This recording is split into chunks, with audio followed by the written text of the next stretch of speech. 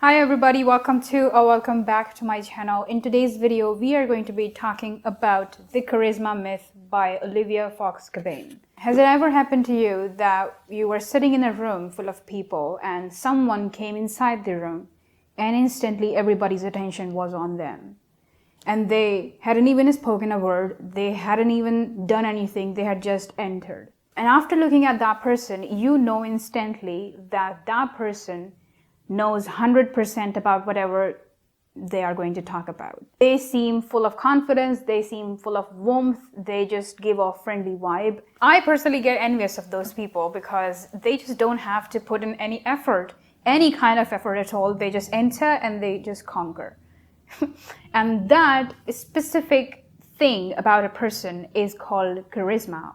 And that's what Olivia Cabane has talked about in this book called The Charisma Myth. The general notion is that the people who give off these kind of vibes are born with that type of personality.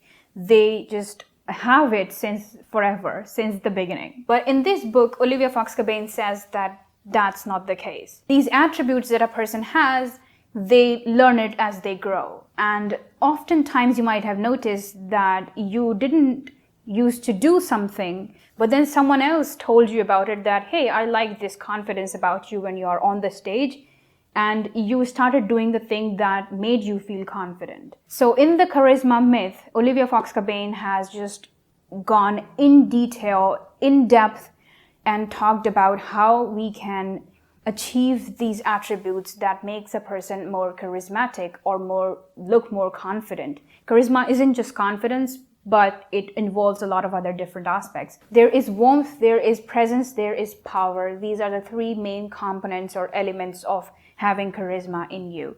But then there are different forms of charismas. There are a lot of other kinds of charismas as well, which she has talked about in this book, so you can just go ahead and read that. I actually really enjoyed reading the entire book. And the one thing that I really liked is that everything is backed up with scientific research. Whatever she has talked about has a proper scientific research done on that particular topic. She isn't just like, the book isn't just words. It's actually backed up with a lot of scientific data. The only issue that I have with the book is that by the time you are done with the book, everything would start to feel as if it's mechanical, as if every emotion, everything that we do is robotic. The book makes humans feel like they are machines and they can control certain aspects of their minds. Yes, it's true, like we can control our emotions and we can control how we are feeling and stuff like that, but I don't know, she has gone into so many nitty-gritty details about how we can control our emotions and how we can control our fears and anxieties and all that, and it just sort of got really overwhelming for me. A person at a time can focus on only one thing. If we haven't learned this thing in the initial stages, that's what we could only think about. Like if I have to showcase warmth, then I have to think about it from like the inside of myself and just like showcase it through my eyes. On paper, the techniques and tips and tricks that she has told, they seem flawless. They seem incredible. They seem achievable. But in real life, if you just think of putting these things in practice, yes, the end result would be great, but the effort it would take for you to remember these things would be unimaginable. Like that's what you could think about. So I don't know how practical these things are because I personally haven't focused on them, except for one thing, that's presence.